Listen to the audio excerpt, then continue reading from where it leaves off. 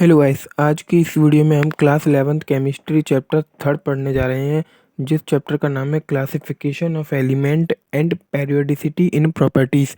ये चैप्टर आपने class 10th में थोड़ा बहुत पढ़ रखा है, लेकिन अब आपका इस वीडियो में आपका रिवीजन हो जाएगा अगर आप क्लास 11th में हो तो। और क्लास 10th के लिए ये वीडियो बहुत ही इम्पोर्टेंट है। तो चलो बिना टाइम वेस्ट किए अपन स्टार्ट करते हैं।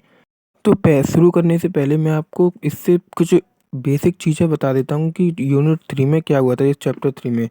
तो 1800 में मतलब 1800 सन में, मतलब 1800 सन में केवल 31 एलिमेंट ही अपने पास एग्जिस्ट करते थे, लेकिन जैसे जैसे सन बढ़ते ही 1865 में 31 से डबल हो गया, अपने पास 63 एलिमेंट हो गए थे। और now at this present time पर हमारे पास 118 एलिमेंट एग्जिस्ट करते हैं।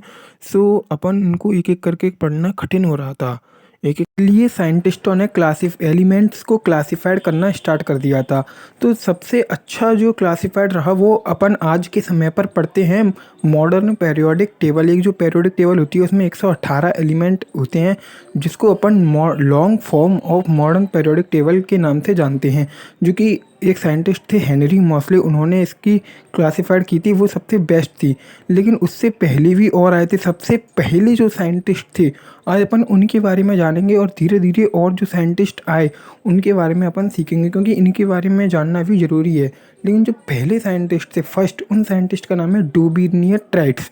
आपने 10th में नाम सुना होगा डोबिनियर ट्राइट्स, और जो पहली बार सुन रही हैं वो आज देख लो डोबिनियर ट्राइट्स। तो उनका वो ट्राइट्स था, वो ट्राइट्स क्या बोलता था उसको अब अपन जानेंगे। पहला साइंटिस्ट था डोबिनियर ट्राइट्स। तो चलो इसको पढ़ते हैं। तो इन्होंने असल में बोला था कि he arranged the element in a group of 3 elements are called triads. तो इन्होंने ग्रुप में 3 एलिमेंट को रखा, और 3 एलिमेंट्स इसलिए, इन 3 एलिमेंट थे तो 3 कोई चीज़ होती है तो उसको अपन ट्राइट्स बोलते हैं, इसलिए ये ट्राइट्स के नाम से भी जाने जाते हैं। He arrange the element in a group of 3 element are called triads. अब इन्होंने इनको कैसे रखा था? On arranging them in increasing order of their atomic weight. इन्होंने उनके एटॉमिक वेट के बढ़ते क्रम में रखा था।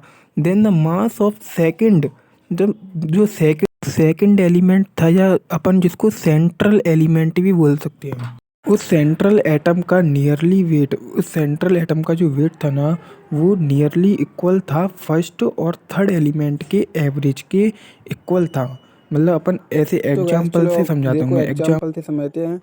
तो एग्जाम्पल अब अपन को इसमें ग्रुप में लेना होता है। अब ग्रुप में होता है अपना फर्स्ट ग्रुप में लिथियम, सोडियम एंड पोटेशियम। तो इसमें इन्होंने ये डोबिनियर ट्राइट्स ने जो ट्राइट्स दिया था ना, उसमें ये 3 एलिमेंट आ रहे थे, लिथियम, सोडियम, पोटेशियम।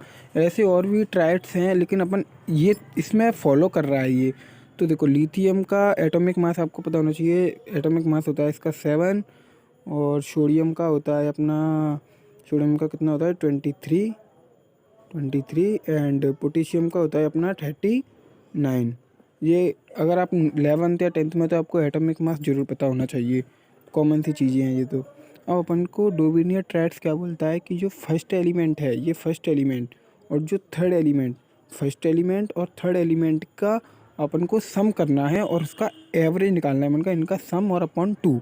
तो इनका सम करते हैं, देखो 39 + 7 अपॉन 2। अगर अपन इनका सम करेंगे तो अपना आ जाएगा 46।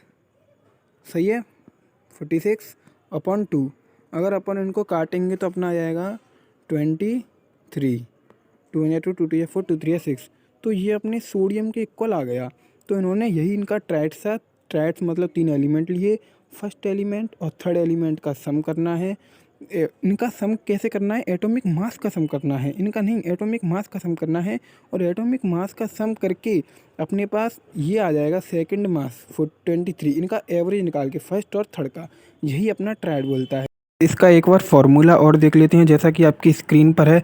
तो फार्मूला क्या बोलता है? मास ऑफ फर्स्ट एलिमेंट, जो अपन ने एग्जांपल में देखा था ना, फर्स्ट एलिमेंट का मास प्लस करना है थर्ड एलिमेंट का मास, और अपॉन में 2। इनका एवरेज इक्वल टू, देखो लिखा है नीचे, equal to mass of second element के इक्वल होगा ये। तो ये आपने फार्मूला भी देख लिया।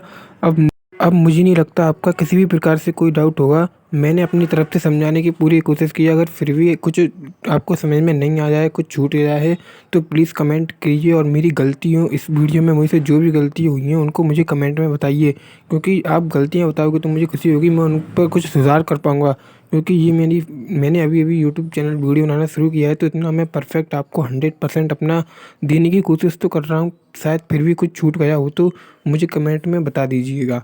तो चलो, अब ये आपने डोबिनियर ट्रैट सीख लिया है, लेकिन अब डोबिनियर ट्रैट के बाद अगले जो साइंटिस्ट आए वो साइंटिस्ट थे, वो थे न्यूलैंड्स। उन्होंने न्यूलैंड्स लॉ ऑफ ऑक्टेवियस दिया था।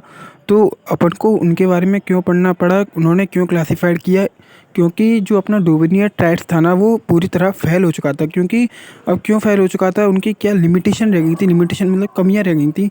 तो अपन उसको पढ़ते हैं। तो उन्होंने वो ना सभी एलिमेंट्स को डिफाइन नहीं कर पाए, he could not classify all the elements.